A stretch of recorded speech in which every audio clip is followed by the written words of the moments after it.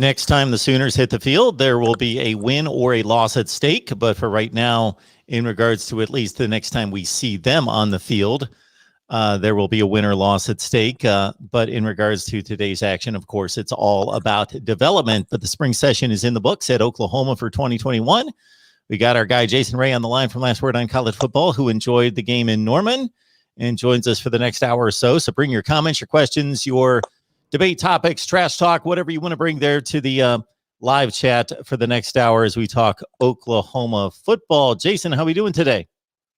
Doing good, Mark. Last night I was a little worried. There was a lot of rain. It kind of rained nonstop last night, lost power through the night in the 50s. So when I woke up this morning, it was still pretty cloudy. So I was, a little nervous about, from a weather perspective, how the game would actually turn out. But, it turned out to be 70s, not a whole lot of clouds in the sky come when the game kicked off. So beautiful weather in Norman. It was really a good culmination. Really, I think we're all blessed to see spring football back in action, just overall for us to have a topic to discuss. And so yeah, it was a good time. And I think really one of the big positives, and certainly we'll get into all the the details, but I think one of the big positives that as a fan and as a coach kind of want to take away from spring is no injuries, and I think they came out pretty healthy. I didn't see any limping or anything like that to the sideline. So I think they came away pretty healthy outside of the spring game. Jason, before we get to the nuts and bolts of what you saw on the field, just in regards to the atmosphere, how many people were allowed to attend the game? What was the general environment and vibe around the game? Yeah, there was a lot more excitement, Mark. I think that you could see, I think, last year during the season, Oklahoma only allowed 25% capacity to most of the games. And I think the atmosphere was maybe a little subdued. A lot of people still wanted to enjoy football, but at the same time, still concerned with being, right in the middle of the pandemic. And certainly not that we're away from it now, but you could see, I think there was a little bit more excitement in the air. Just from having spring and having a football game again, even be it as a spring scrimmage. So Oklahoma allowed 25% capacity again for the spring. So I think there was an announced crowd of around 22,000 there. So I mean, it was what you would expect for a typical attendance for a spring game. Certainly a little bit less than Oklahoma has had in the past, but I think the atmosphere was solid in what you would expect. And what amounts to it is a kind of a glorified, practice spring scrimmage.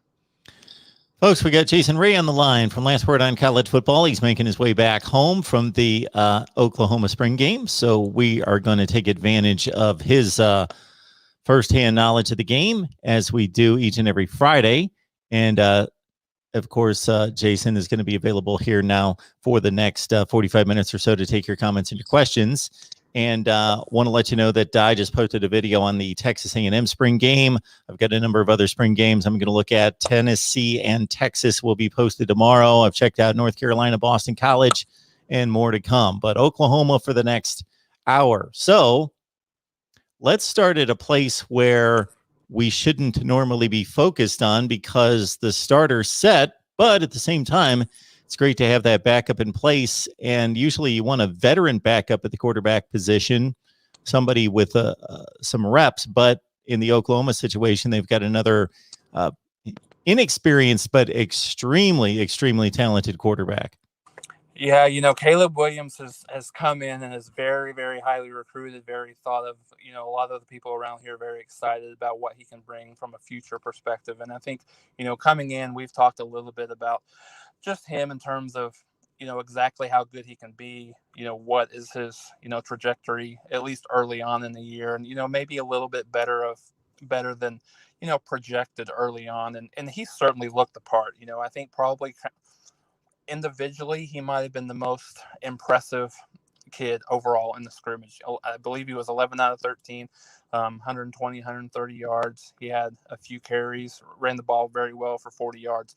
Lincoln Riley even said after the game that he was a kid, that has been way more decisive this game. He was more decisive this scrimmage than he has at any point during the spring. So really, really good to see him, perform that well in terms of that kind of a an environment for him. Looking at a kid that came in early, should be in high school right now, but was one of those guys that really wanted to be on campus early, really wanted to be part of this quarterback competition. Now, certainly, there's not going to be a competition. Spencer Rattler is very well entrenched as the number one guy, but I think he's a guy that fans, coaches alike would be really interested to see if something were to happen to Rattler, if he had, he went down with an injury or something like that. He would be a guy that people would be comfortable, looked like a seasoned veteran out there, directing the second team offense. So really played well. I think he's a guy that I think most people would be excited about. Certainly would expect him to be the number 2 guy this year. Certainly would expect Riley to get him in at least 4 games, to potentially preserve his redshirt season. But, depending on what happens, could certainly see him in some packages, specifically in the run game, quarterback run game for Oklahoma this year. We've got Sam and we've got Sean in the live chat. Both are talking it up in the trenches, most specifically looking at the offensive line because of the skill and the experience along the defensive front, and how the offensive line, as maybe the most concerned area of either unit, how the offensive line looked today. The offensive line didn't look quite as shaky as I thought they would be. Certainly there was a couple of kids out. Anton Harrison did not play. Tyrese Robinson as well did not play. So, aside from that, they didn't look, they looked a little at times, a little unsettled, really, because it's probably a group that hasn't played together a lot. And, but they didn't look quite as bad as I kind of thought. Not bad in terms of play, but just in terms of really just not being able to play together as much during the spring. So you got the chance to see Wanye Morris at a tackle perspective. I think one of the things that's interesting, and some of the people might be able to comment that was able to watch the game, it looked like Andrew Rame took almost all of the first team snaps at center. He's a guy that we kind of talked about a little bit with Chris Murray, and being the kids, the first 2 kids that, may potentially look at being a replacement for Creed Humphrey at the center position. Andrew Rame looked to be the guy that looked to be a little bit more settled, more seasoned at the position, like late in the spring practices, and certainly that came to fruition there during the spring game. So yeah, I think the offensive line is certainly going to be a work in progress. Not quite as unsettled as I thought they might be, but still definitely a unit that has the opportunity to learn and to grow and to get better much quickly. William Loffer is going to the extent of saying that it looks like you could plug in Williams and not miss a beat. Your thought? My thought, without seeing anything, is, of course, the spring games are extremely vanilla. Extremely vanilla. And I think one of the things that you noticed, watching that game, at least live, you could tell that the defensive line wasn't going 100%, and they were still flying around the ball. And you have so many classic overreactions in a spring game, and I think naturally the backup quarterback is almost always the most popular guy on campus. So, with the amount of hype that Williams had coming in, so I think he's a kid that, most people wanted to see and most people was excited to see play well. I think that certainly remains to be seen. Yes, could there be a quarterback competition come fall? I mean, sure. Stranger things have happened, but I don't think, unless he makes a dramatic, additional step forward and then Rattler takes a couple of steps back, that you'll see any sort of competition. But it's not to say that he won't get in the games and he won't get some of that much needed reps during the season, just to help him as he goes into 2022. It's our Oklahoma spring game post, courtesy Jason Ray from Last Word on College Football. He was there at the game, joins us every Friday to talk Oklahoma football, and we appreciate him stopping by in the car coming home from the Oklahoma spring game. And again, we're going to have spring game recaps from all over the place. I would say that there were more teams in action this afternoon than at any point in college football, including the rival Texas Longhorns. So we will talk Texas football and post that video tomorrow. All right, Jason, anything else that stands out in regards to, I know that the last two times we had you on, you ran down the number of players that were going to be missing from today's game, which obviously compromises the look of the team and what you can really gather and evaluate. Did it lend itself to opportunities for other guys to step up and maybe show you something? Yeah, I think so, Mark. I think, particularly probably more so on the defensive side of the ball, there was quite a few guys that were out. Isaiah Thomas didn't play. Jalen Redmond didn't play. At linebacker, Brian Asamoah didn't play. Cornerback Woody Washington didn't play. So particularly when you talk about the secondary, a couple of kids that really played well and got their opportunity to play well. Latrell McCutcheon, we talked a bit about him, true freshman from Austin, Texas. He played a lot. He played very well. I think the one great cover corner so far played well today, just from a cover perspective. I think the one thing that's going to be key for him is to get in the weight room in the offseason. He looks the part. He's tall, 6'1". He's a guy that could be a great player for Oklahoma. When, that kind of remains to be seen. But, I think a really important summer for him. He does have the opportunity to, to fight for some playing time in that back seven, that back four from a defensive secondary perspective. Another guy that really kind of played a lot, who played really well, is Billy Bowman. Again, another true freshman. Right now, I think if the season started tomorrow, you'd probably pencil him as a starter at the nickelback position. Played really well. Was locked up with Marvin Mims a lot during the game. Marvin Mims only had a couple of catches. A lot of reason why was because he was blanketed by Billy Bowman. I think you have a couple of schools of thought, right? You have the thought that, Oklahoma's been able to bring a lot of young talent in, a lot of good 4 or 5 star talent in over the last couple of years. So that's good. Pushes some of the older kids to, compete a little harder and just know that it's not, the position's not there for them. They have to work for it, as you end spring and go into the summer and then certainly fall camp. But then you also look at it as, how comfortable are you when you're, when you're going from a national championship run here? How comfortable would you be having a true freshman start at nickelback? So, I think you kind of look at it both ways. But I think one of the things that, at least I came away from the game is how much depth that they have.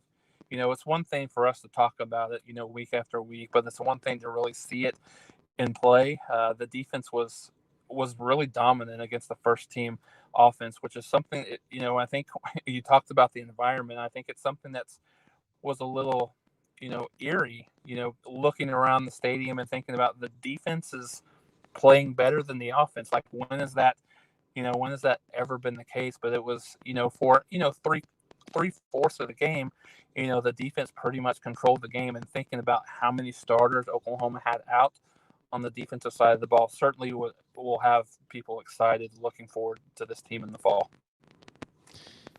It's something we talked about the last couple of weeks, and maybe it's something we should sit on for the next couple of weeks until we see some names that are out there. But of course, guys on both sides of the ball across this roster and across the nation are going to be assessing their position on the depth chart after they get through the spring session and get through the spring game and have those conversations with their position coach and really size up their spot and what kind of playing time they were given to make a determination on transferring. And of course, as Jason outlined for us yesterday, a number of those situations have already come to fruition just in the last week at Oklahoma. Mike Woods coming in was not able to play in the spring game, of course. He won't be in session until this summer. Right. And we will continue to talk Oklahoma football with all of you throughout the summer. You can get your free team mask at voiceofcollegefootball.com, Oklahoma included among 35 teams. And even if you don't want a mask, please go to voiceofcollegefootball.com. Check out our new site. We would love you to take part there. We've got a lot of great ideas on how to build it out over the next few months. Also, check out Jason's work on Last Word on College Football. So let me pull up his banner right there. Jason Ray, lastwordoncollegefootball.com. They're a great support to me and our channel here. Both Jason, Kevin McGuffey, Tony Siracusa, and the rest of the crew there at Last Word on College Football. So I would think, Jason, what are you going to have available concerning the spring game there on Last Word? Yeah, so tomorrow we'll probably have something that kind of take probably looking at about 5 takeaways of what to look forward to in the fall as we exited the spring. And I think certainly a lot of talk on the defense, and certainly a lot of talk on the offense. And I think to your other point around transfers, and I think it'll be so interesting, I think, Mark, going across the country, not necessarily just at Oklahoma, but just across the country, now that we know that some of these kids won't have to sit out, they'll be able to play immediately. Is there a lot of movement that we see between the spring and the summer?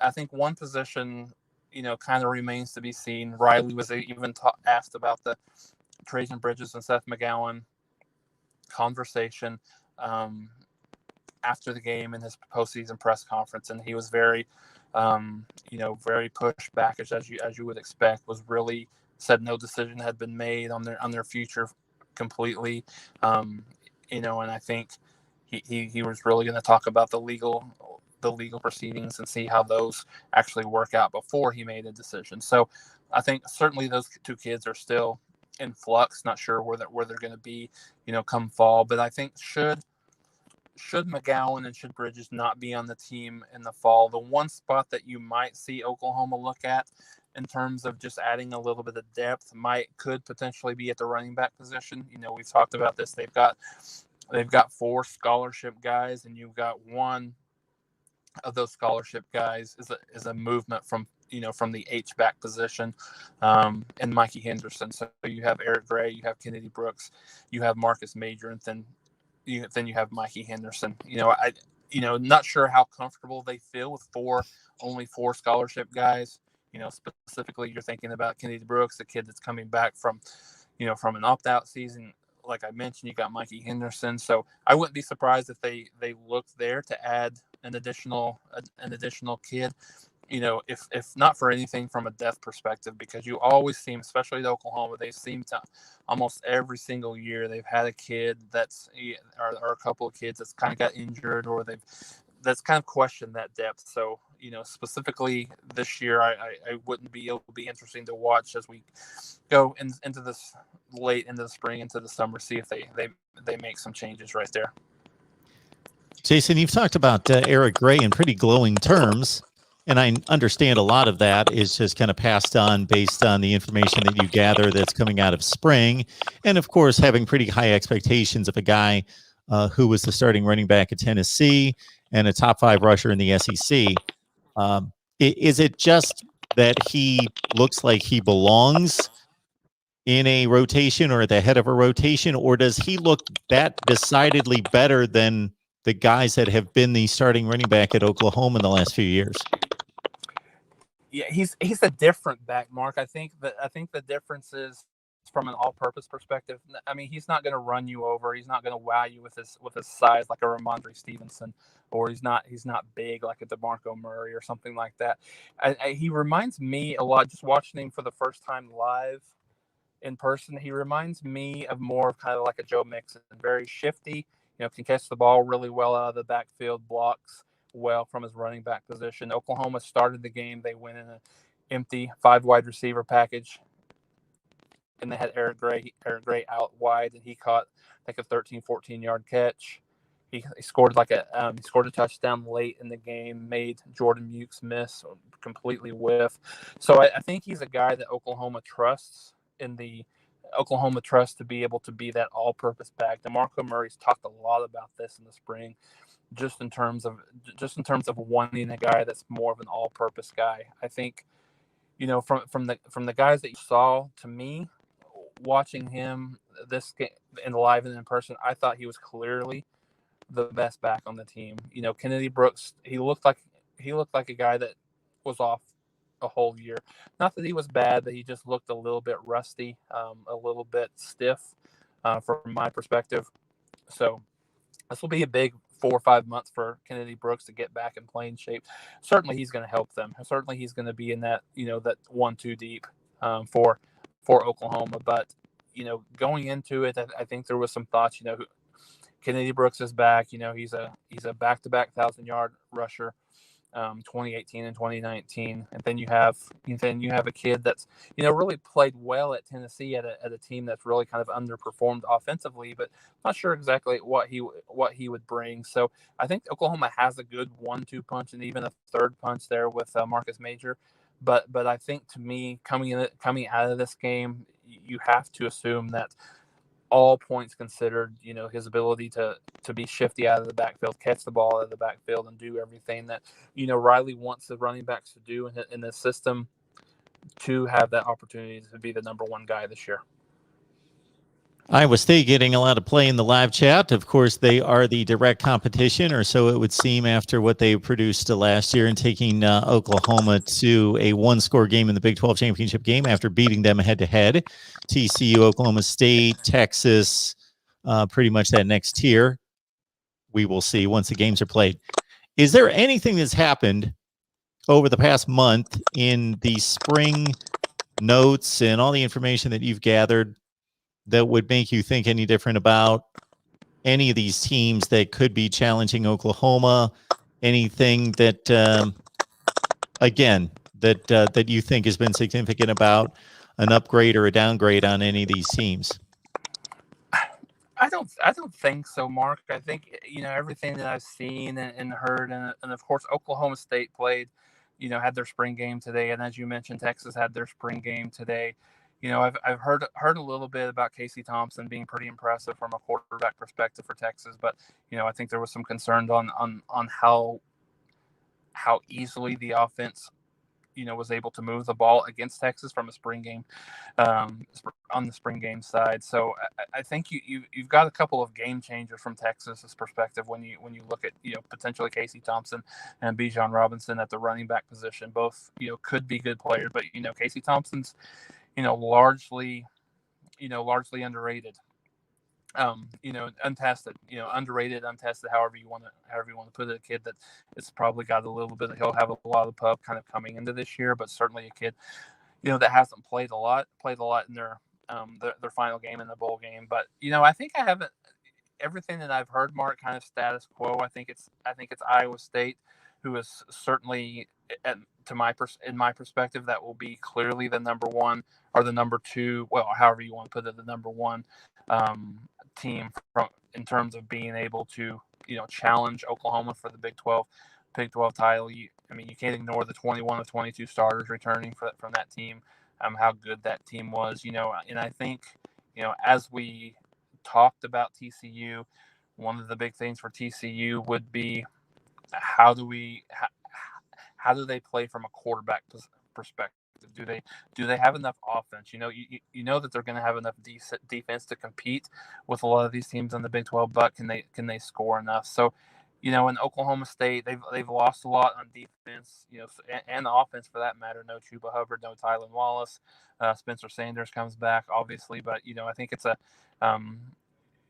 make or break season. So I think you certainly have Iowa State being the top contender for Oklahoma right now, but then you have Texas maybe just slightly behind, and then you may have Oklahoma State and TCU maybe even slightly behind them. But in the Big 12, it seems like every year there's a team that we probably don't expect that's going to challenge Oklahoma, and and that comes to fruition every single year. They've had a new team since the inception of the Big 12 championship game, that's been reborn. They've had a new team that's played Oklahoma, whether it be TCU, whether it be Texas, whether it be Baylor, or whether it be TCU.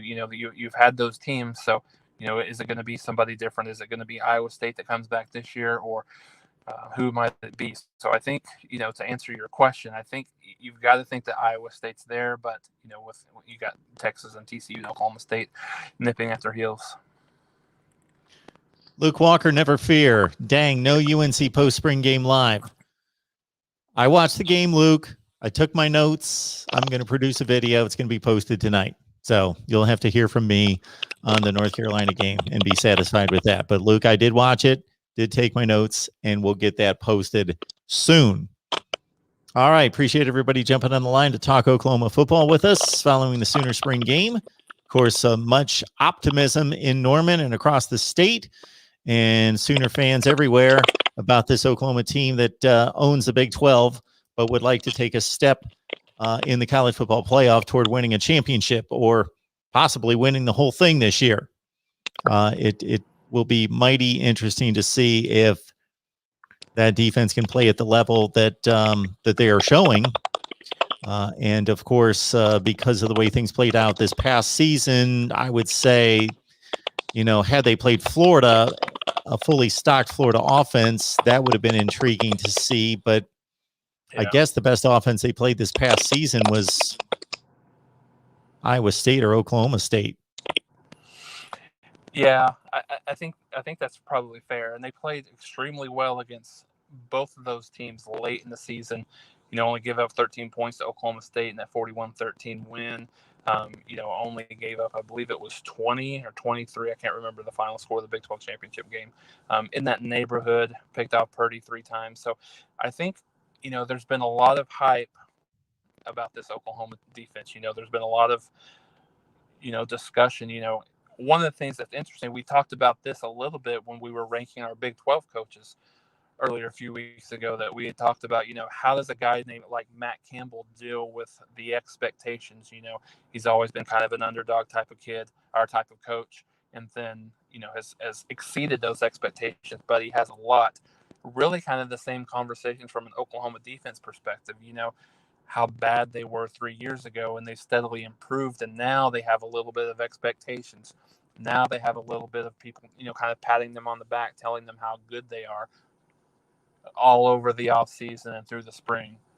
They had their first opportunity today, and by all indications, pretty much everybody that I've heard said they played, felt like they agreed that they played extremely well, specifically with 4 or 5 starters out. So I think that's going to be a storyline to keep talking about as Oklahoma goes into the fall. And I think one of the folks that made a comment about Oklahoma's non-conference schedule versus Iowa State's non-conference schedule, and I mean that's a point well taken. Oklahoma, has a little bit of a break, if you will, from a non-conference schedule in terms of playing Tulane, Western Carolina, and Nebraska.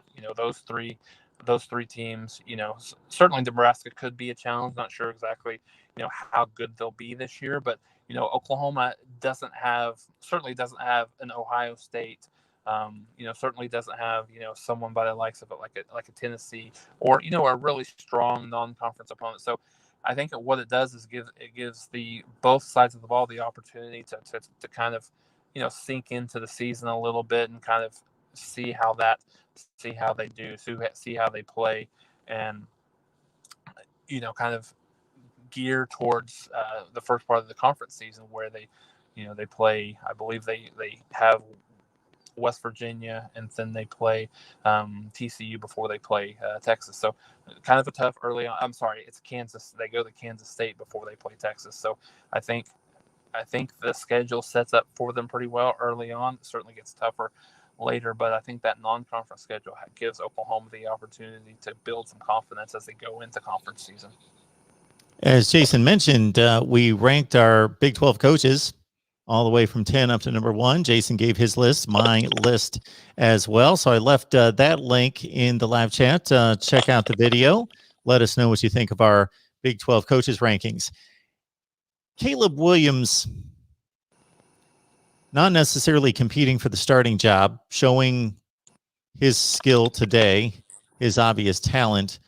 But is he the type of quarterback, or is there enough of a differentiation in his skill set versus Spencer Rattler for it to be valuable to possibly build some type of package for him to get into the games and be a different threat, maybe down near the goal line than Spencer? Yeah, I think so. He's a bigger kid. He's a faster kid. I think one of the things, very first play from scrimmage, he had a zone read where he kept the ball on the outside for about 17, 18 yards, and it was a quick 17, 18 yards. So I think absolutely, to your point, Mark, I would really be surprised if there's not some packages for Caleb Williams, especially late. later in the year. When defenses start to catch up with you a little bit on the offensive side. So from an unpredictability perspective, I would be surprised to not see, some of those heavy run packages, especially when you think about teams inside the 5, inside the 10, in the goal line situations that you'll see Caleb Williams in the game. I think it's very difficult to not like we talked about a little bit, not overreact to one single practice, one single scrimmage. But I think the fact that he was very decisive today, I think the fact that a lot of times younger kids, they don't have the experience, so they'll be very quick to run out of the pocket, especially if they're, really good runners and really tough runners, and kind of use their legs to their advantage. I think with Caleb Williams, he was very patient in the pocket. He looked like a guy that had been on campus for quite a few years, maybe a sophomore, junior kid that's been in the system. So I think let's not get too carried away here and thinking that he's a guy that needs to be on the field in terms of being a starting quarterback. I think he'll certainly get his opportunities this year, in some games, and I think exactly to your point, Mark, there'll be some packages where he'll get on the field, but he's certainly not going to be a kid that's going to take anybody's job immediately.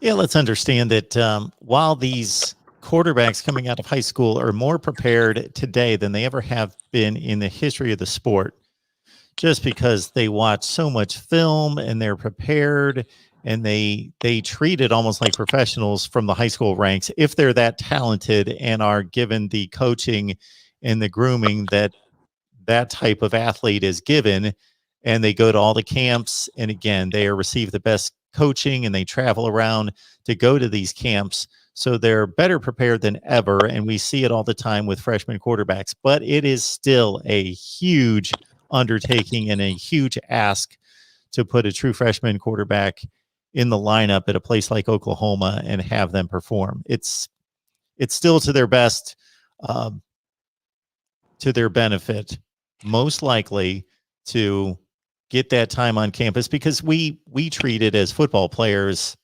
and that's it. Right. They are going to class. They have to adjust their entire life to something that they've never experienced before. So Sure. it's a huge adjustment. Yeah, and don't get me wrong. I guess it's incredibly impressive to see, what he's been able to do, early on. We talked about this a little bit, that he, because of the oddness of this season, he's going through spring, taking classes at Oklahoma, and still taking classes, high school classes as well. So for a lot to be put on his shoulders, I think he's handled it extremely well.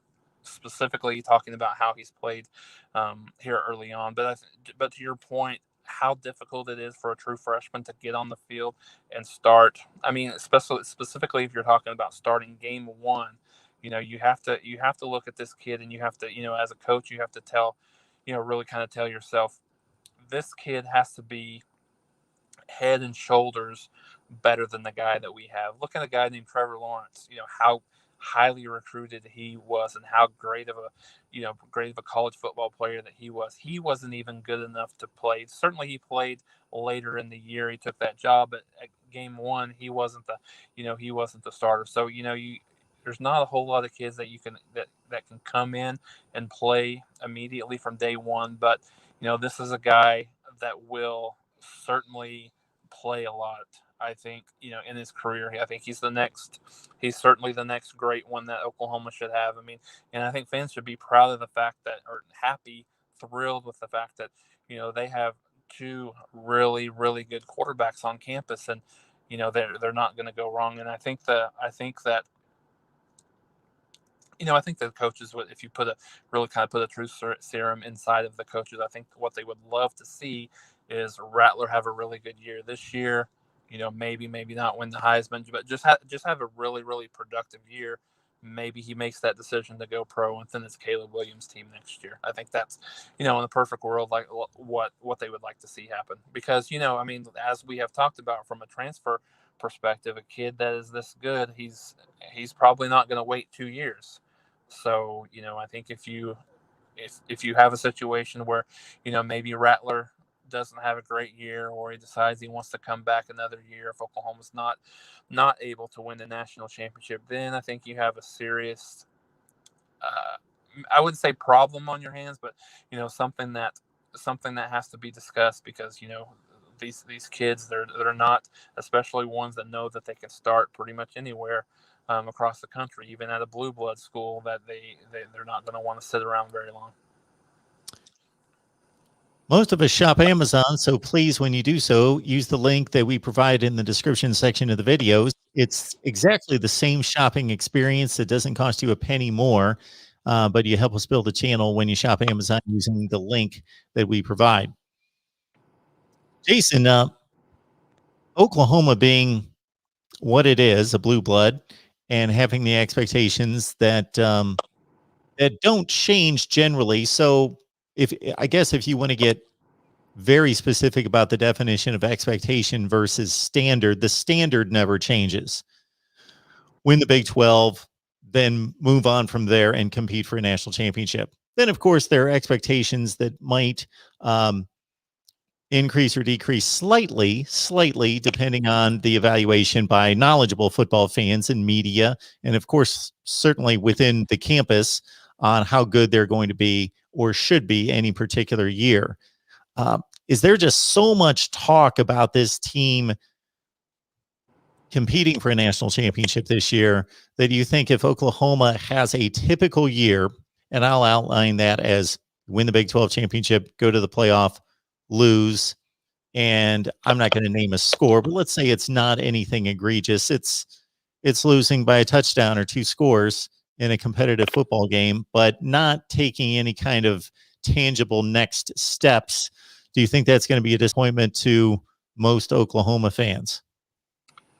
I think, if you're going through a prototypical season, and you don't have a lot of injuries, specifically to major players, you don't have kids that are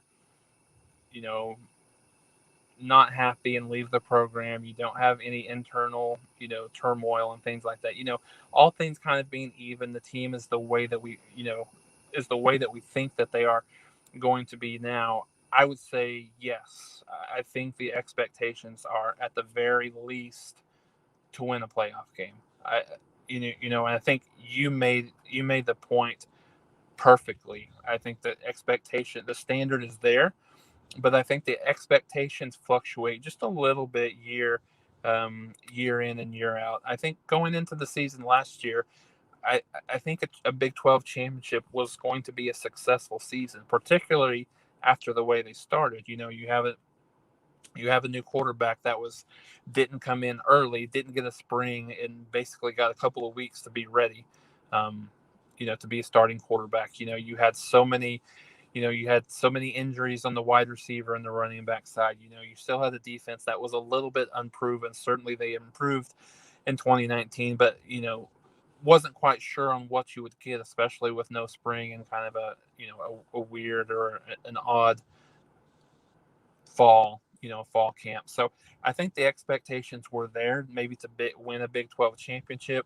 and then see what happens. But it's certainly elevated this year. I think anyone you talk to, especially when you get from a media perspective or fan perspective, I think realistic fans have to assume Oklahoma gets to the playoffs and wins a playoff game for it to be a successful season. And we've talked about several times how things happen. You got to be a little bit lucky sometimes from a matchup perspective, and you got to have some you got to have some lucky bounces. You have to have some lucky things happen. When Oklahoma won the national championship in 2000, they did not have one starter that missed any significant time from an injury perspective. So some of those things have to bounce your way. But if they have, if they don't have a whole lot of injuries, I think it's a team that would be considered an unsuccessful season, even if that's they say they lose out to Alabama by 7 points in a playoff game. I think that's the expectations that have went this far this year. It's almost and I know this is almost unrealistic, but but it's almost national championship or bust this season for this team. There you go. I would have to agree. I can't disagree with anything I just heard, and that's a tough deal. But that's of course the standard at the school, and there's few like it because you own the conference, and then you've got this 14 playoff.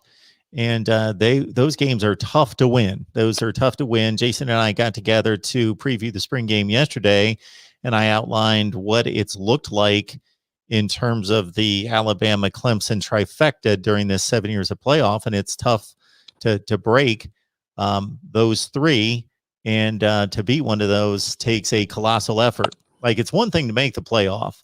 Oregon's made the playoff, Oklahoma's made the playoff, Washington's made the playoff, and we could go down a list of a few other teams. It's a whole other thing to beat one of those teams in the playoff. Oklahoma almost did it in 2017. They were that close. Yeah, and I think, and we go back. We certainly go back to the same thing with this team, and I think, historically, it's always centered around the defense.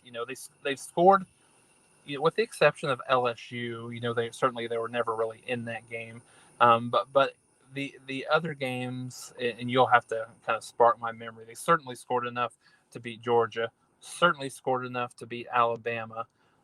In some of these games. So I think the defense has been the difference maker that really didn't give Oklahoma an opportunity to win, or I wouldn't say compete, because obviously they were competitive against Georgia. I mean, it's debatable whether they were competitive or they were they competed well, or they were ever in the game against Alabama. Alabama came and kind of punched them in the mouth early on, and they didn't react well early on to that. But I think, when they played LSU and when they played Alabama, both of those teams, they could have scored whatever amount of points that they wanted to score.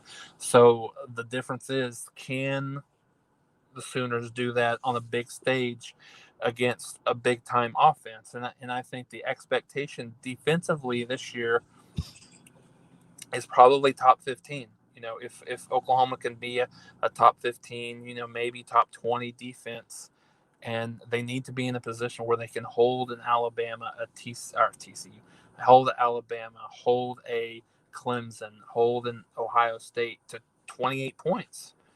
Can they hold these teams to 28, 31 points? And you got to assume, with how good Oklahoma has been offensively, if they're able to do that in a big time national championship playoff game, that will be enough to get them over the hump.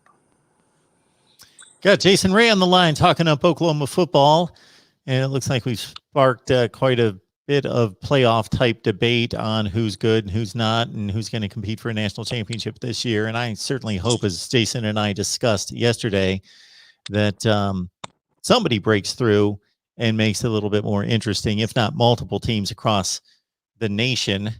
As again, Oklahoma finished up its spring session here today. And if you've got any comments, questions, or anything else for Jason or myself, please leave them in the live chat. And we will have Jason on a regular basis as we head toward August camp. Jason, you almost home? No, not yet. I'm kind of setting park so I can talk to you. I'm a little bit nervous about driving and absolutely. Doing at the same time, I wondered about that. I didn't know. I did not know for sure. Want to remind everyone as well is that we will be covering spring practice across the nation, as there were more teams on the field today than at any other time. Texas and Tennessee tomorrow. I am looking at North Carolina, Boston College, and somebody else, depending on how much I really want to watch more spring football, as I DVR'd about 9 games today. So we're not getting to 9 of those, but we'll see. I did watch Boston College and North Carolina, as well as Texas A&M, and the Aggies video is posted. Well, Jason, I don't want to keep you any longer. I appreciate you stopping by and, delaying your trip home to talk Oklahoma football with us. You know that. So thank you so much for that. And again, Jason Ray, Last Word on College Football. So check out his work and the rest of the staff there at Last Word on College Football. All right, Jason, we'll see you next week. All right. Thanks, Mark. Appreciate it. All right, everyone. Again, Texas A&M was posted right before I came on here. We've got our Oklahoma live stream. I will check out my notes on Boston College and North Carolina. Man, there were all sorts of teams in action today. Texas, Tennessee, West Virginia, Pitt, all sorts of teams. Oklahoma State was on the field today. Michigan State and Maryland out of the Big Ten. So I will catch up to as many teams as possible, but definitely tomorrow we are talking Tennessee and Texas. One of those might be a live stream. We may come live. Just hang tight. If you're subscribed, hit the bell for the notifications. If you're not subscribed, really? So please subscribe. You can contribute to the Voice of College Football at Venmo, PayPal, and Cash App. So please look us up at MarkRogersTV at Venmo, PayPal, and Cash App. And for you 65 on the line, this is just about the most we've had on this hour. So you know what to do. Once we conclude the live stream, just wait for the video to post and you can check it out there. All right. Check out my video on the College Football Playoff Selection Committee. Their management team met on Friday, and some of their responses were rather amusing. And so I had my response that was posted sometime late last night. So please check out my take on the College Football Playoff Selection Committee's remarks from its meeting on Friday. I may take a look at the overtime rule and see if there's an option to do something different that might be more beneficial for the game, but while maintaining the health of the players and protecting them. What has been determined is that after the second overtime, that the teams have to, I believe it's after the first overtime, starting in the second overtime, the teams have to go for 2 points after the touchdown. And then after 3 overtimes, then they simply run 2-point plays.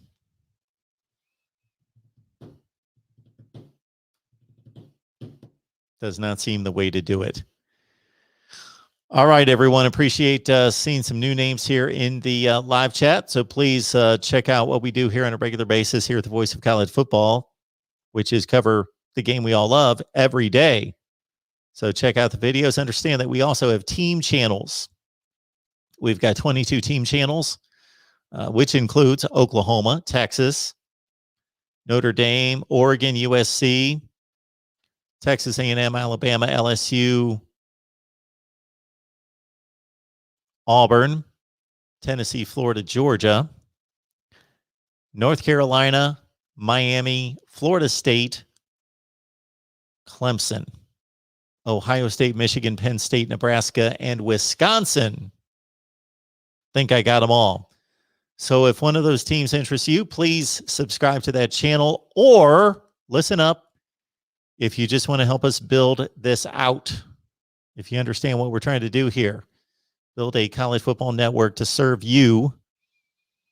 So please subscribe to any of those channels, even if you're not a fan, especially the channels that are close to 1,000 subs, which would mean most notably Florida State. So you would do me a huge favor if you sub to Florida State, even if you stopped subbing once we got a couple hundred subs past 1,000. If you could subscribe to Florida State, and Oregon's around 890. Subscribe to Florida State and Oregon. Then if you have no interest in staying subbed, once we get well past 1,000, you can drop the sub if you'd like. So if you follow me there, please subscribe to the channels that you like, but also in addition to those, Florida State and Oregon would help out considerably. All right, folks, we'll be back with more spring game analysis tonight. Also, Texas and Tennessee tomorrow, right here at the Voice of College Football. Venmo, PayPal, and Cash App to contribute to the channel. Also, hit the like button on your way out as well. Share these videos out on social media because the people that follow you on Twitter or Facebook most likely have no idea we're here talking college football every day. 904 Hurricane. Appreciate that. And yes, I'm going to stick with 9% for the Canes against Alabama. But appreciate that, 904 Hurricane. All right, everyone. Again, we may go live with Texas tomorrow. I'm not sure about that, but I will have a Texas spring game video tomorrow, as well as Tennessee. Those Vols are hurting, but we're going to check them out tomorrow. All right, right here at the Voice of College Football. See you soon.